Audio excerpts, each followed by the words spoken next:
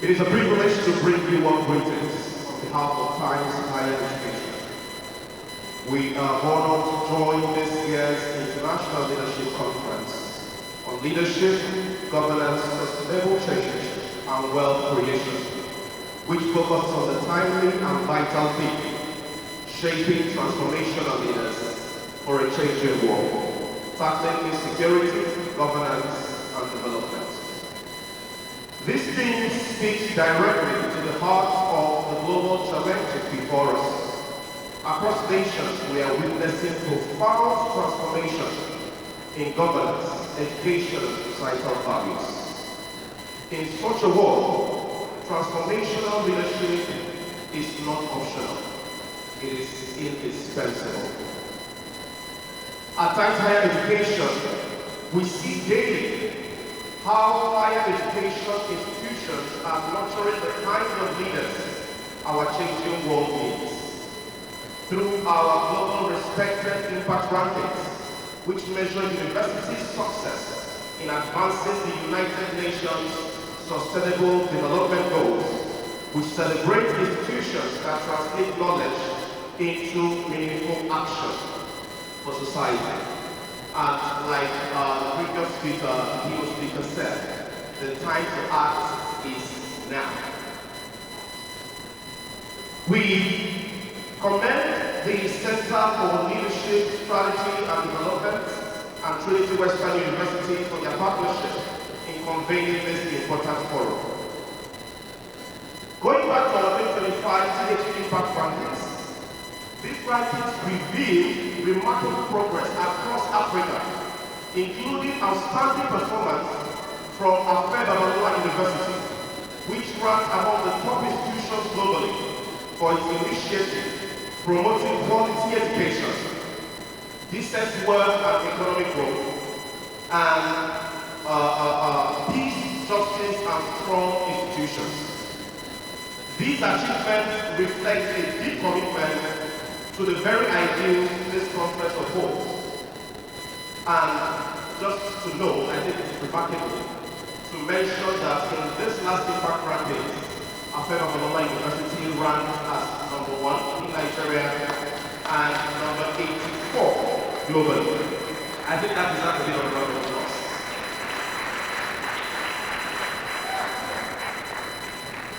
As celebrations unfold throughout today's event, we at Times Higher Education reaffirm our support for global partnerships, data-driven insights, and the celebration of excellence that drives societal transformation.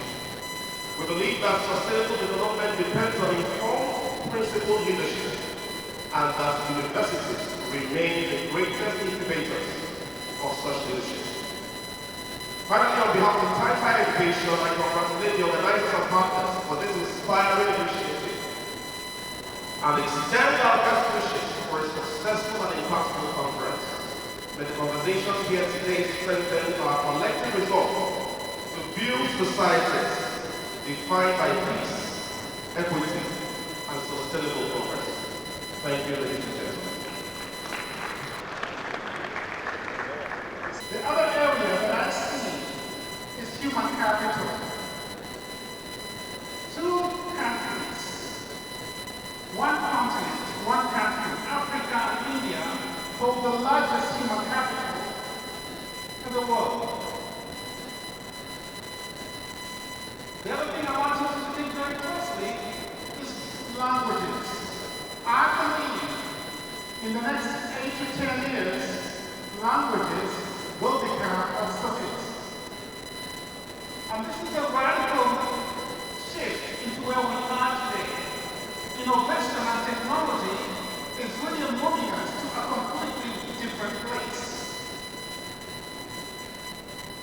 In North America, we hear so much and we learn so much about school shootings. Young people going to school and taking their lives with other children. In Africa, we are known for coups from country to country. But then there is this young generation, Gen Zs. Friends, Africa is no longer a crossroads. technology is redefining everything we know and we are. And as we begin to think about the future of Africa or the rest of the world, we need to look very closely to the young people still behind us here today. Their future is technological driven. A future that is not the same like you and I when we were growing up. When I spoke about the era of the end of military schools in Africa, it's true because the young generation that are going out today with technology will not think about going overseas or the next country to bomb and destroy it. They will use technology. And so as we imagine the future of the world driven by a young generation, it's a future that is going to be very different. It's a future that is not going to be driven by languages, Chinese, Mandarin, Hausa, Swahili, or French, because they're becoming obsolete. Technology is going to march us to a place where we begin to function as a society with a goal of becoming better. So in this stage, as I finish, in today's interconnected world, the very definition of security has evolved. We are no longer just talking about traditional military defense. Contemporary threats are a complex interwoven tapestry. This includes things like hybrid warfare, with mixes of traditional military tactics, with unconventional methods like disinformation and cyber attacks, as we've been told. The threats today demand innovative and multifaceted responses, shifting away from solely military-centric approach to understanding how, as academics, schools, we can move our young generation forward. Border security challenges do encourage us to look at the whole aspect of humanity beyond the threats of natural disasters and the global effects we're experiencing, to begin to look at what do we need to do? How do we need to begin to listen again? The Arab Spring came and gone. And in Africa, we've been experiencing the African Spring. From South Africa to East Africa and West Africa, Gen Zs are refining what it means to be heard of, to be countries that can begin to pay attention to the needs of young people in the future. So my colleagues, ladies and gentlemen, I thank you, but as I part away from this stage, I want to encourage each one of us not to tell the story, but to become a story.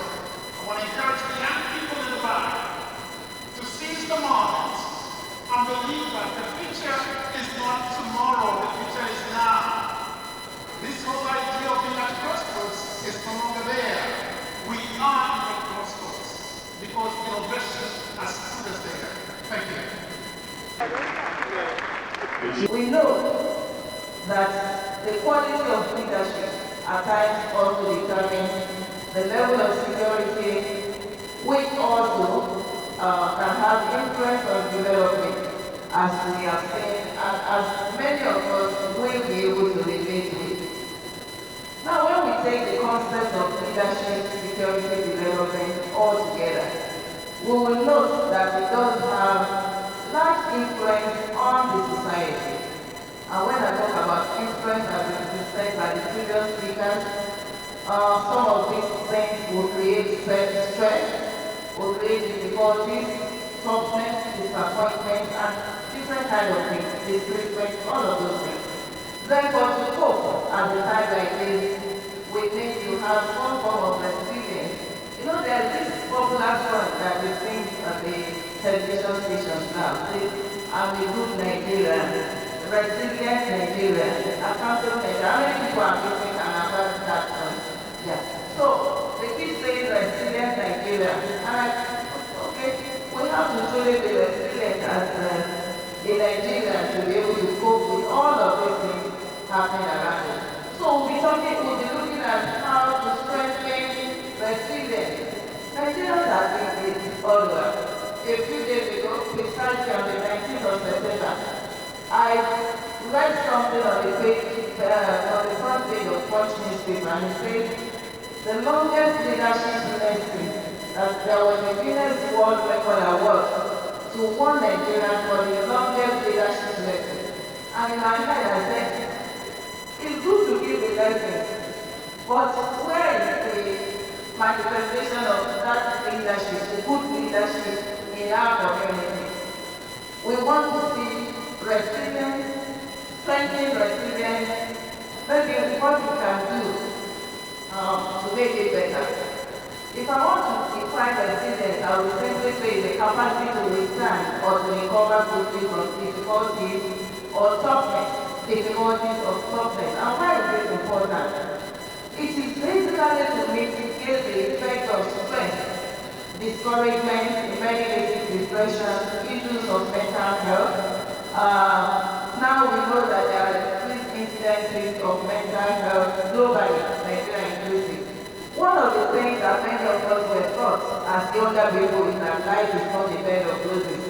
But as young people, we don't know what it means. We just say it as one of the sayings, life is not a bed of roses. But as we advance, we keep saying that life is full of thorns, so many other things. So we are talking about strengthening our resilience.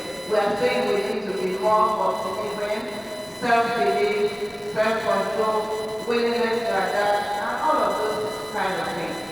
Let's look at our focus more on the education sector, the health sector. Let's look at some common stressful situations, academic failures. About 5 years ago, a woman walked up to me and said, her child was going to commit suicide because she failed an exam. And I said to her, you need to be very careful. The problem is not actually the exam that the child has failed now. But how will you, and she wanted help so that she failed the exam and she wanted to commit suicide. She may not get admitted into the university. And I said, what is the problem? What she was thinking is the solution is for the child to gain admission to the university. And I said, well, this is a temporary solution. As far as I'm concerned, the child needs more help. And she said, well, I said, once she graduates and she does not find a job, will she commit suicide?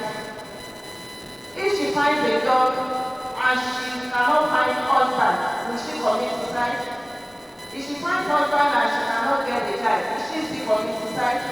And if she has children and the children are not doing well, will she commit suicide? So, the child needs more than help for admission. The child needs, actually, we need to understand the problem of the child so that we'll be able to help the child.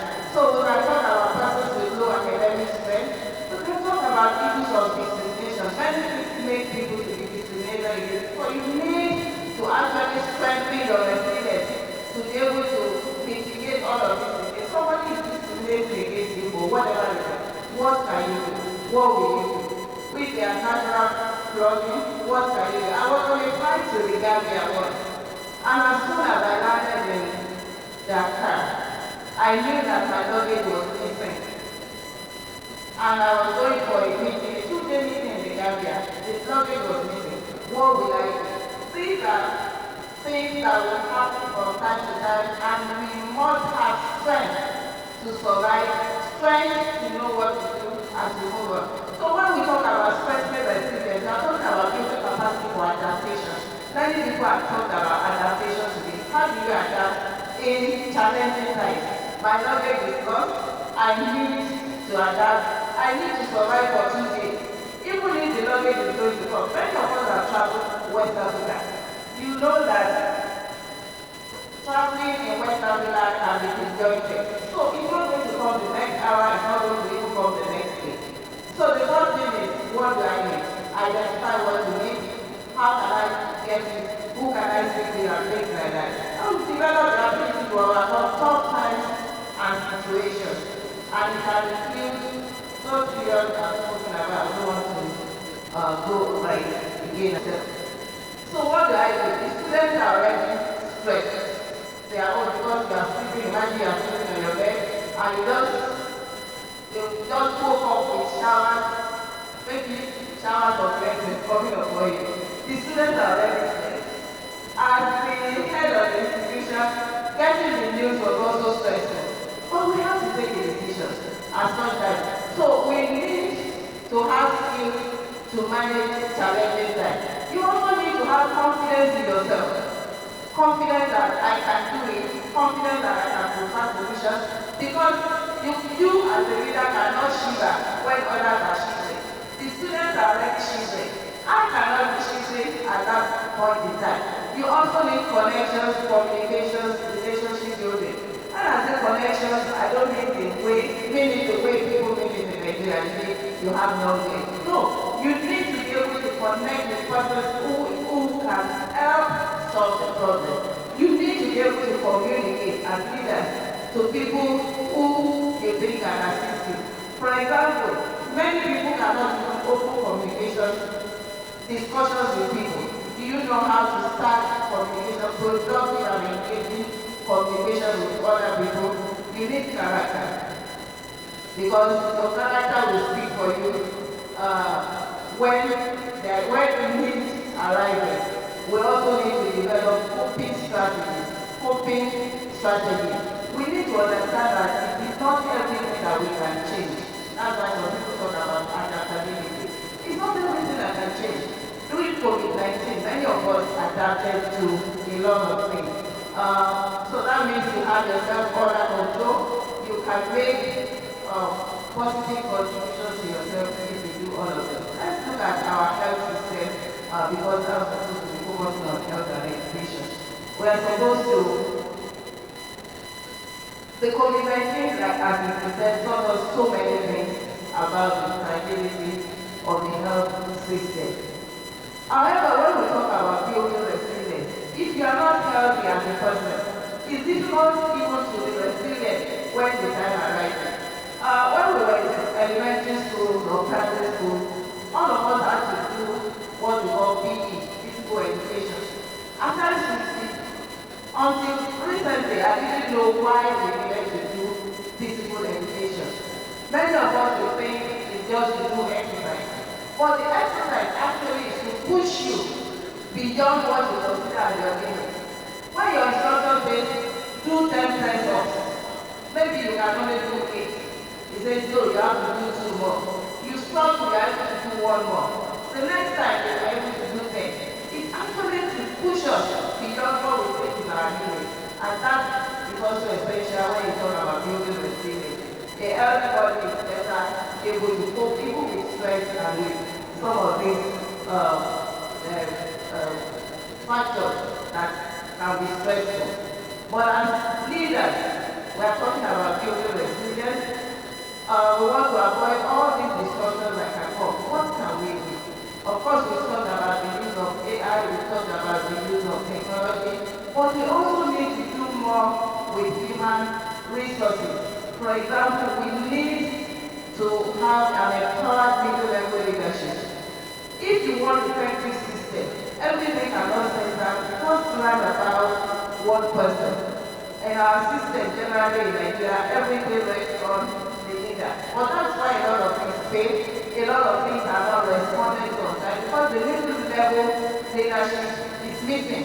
We need to strengthen the middle-level governance system and empower them so that they can take decisions. We need to improve our surveillance system, improve financing. And when we come to education, we talk about naturally we know that education will teach us the life skills.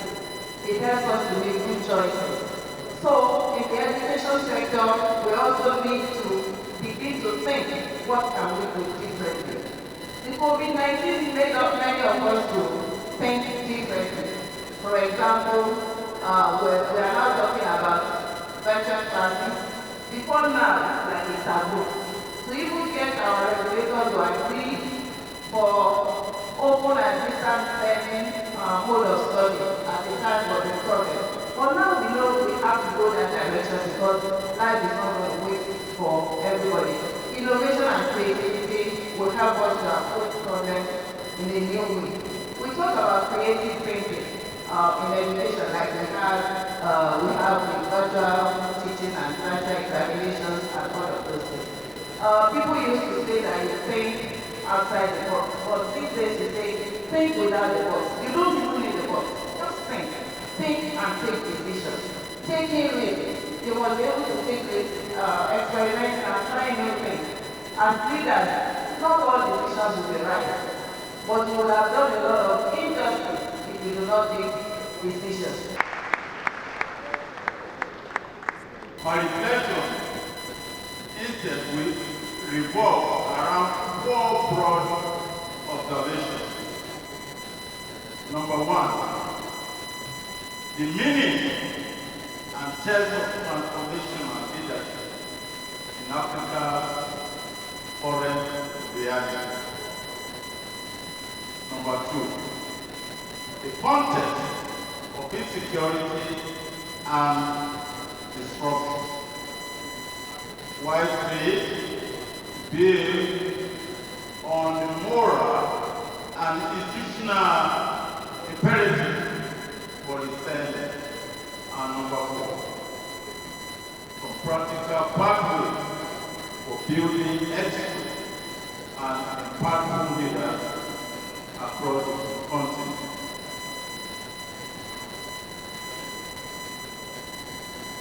Let us begin where the paper began, with understanding transformational leadership. The presenter reminds us that transformational leadership is not merely about charisma or vision statement. It is about value-driven influence, inspiring people to move from self-interest to collective purpose. I stand here to completely agree with the presenter, but I would like to add that in the African context, transformational leadership must also mean reconstruction, rebuilding broken trust, broken systems, and broken hope. Our post-colonial experience has often produced transformational leaders, those who trade loyalty for benefit. That's what we have been having in Africa, which has to change. And according to the presenter, it must change now or never. Transformational leaders, on the other hand, trade comfort for change. They take the hard road, reforming institutions, confronting corruption, and lifting others, even at personal cost. Let us think of someone like Nelson Mandela's moral courage, Ellen Johnson Sirleaf's quest, resilience, and of course, Thomas Sankara's passionate idealism. Their stories remind us that leadership in Africa is not about position. It's about purpose, persuasion, and personal sacrifice. Their stories remind us that leadership in Africa is not about position.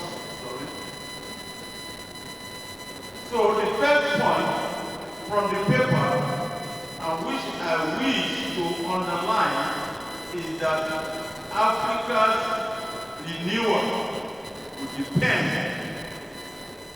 not on the number of leaders, we have, but on the depth of their transformation.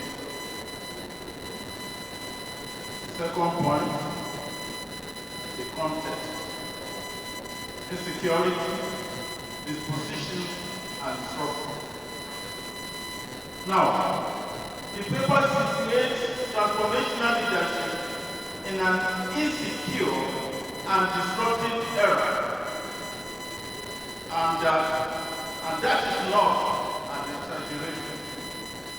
Insecurity today is multidimensional, from terrorism and insurgency to food insecurity, cyber threats, and moral collapse. Destruction too is everywhere. Technological, economic, and social. AI is changing the world of work.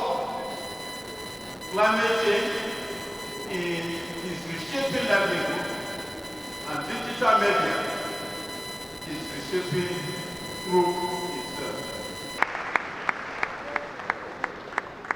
People of the Fountain,